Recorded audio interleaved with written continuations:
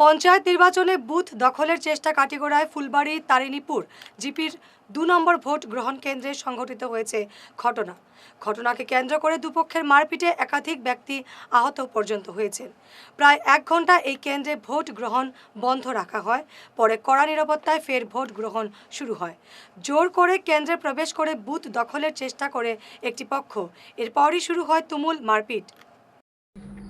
আমি বুথ কেন্দ্র যে সময় শুনছি হুমস্থুল লাগে তখন আমি দৌড়ে গেছি। দৌড়ে যাওয়ার সময় গিয়ে পাইছি আমি আমার মাতি যে খালেদ রে তারা ফালাই মাত্রা ও তখন আমি ও খালেদ রে বাঁচাইতে গিয়া ও আমার তারা ২-৩ জনে বেরিয়া মারছুন। তারা কিতা করা আসলে কেন তারা তো কেন আমি তো বৃত্তি আসলাম না, আমি বাইরের অবস্থাটা দেখছি, আমি বৃত্তি আসলাম না কারণে আমি বৃত্ত খবরটা হইতে পারতাম, বৃত্ত খবর খালেদে জানে। আর আমিও বাইরে তারা খালেদে টালিয়ে আনিয়া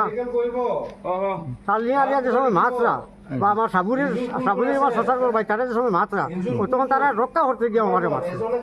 আমি আসলাম বাইরে, আমি কোনো বৃত্তি আসলাম না।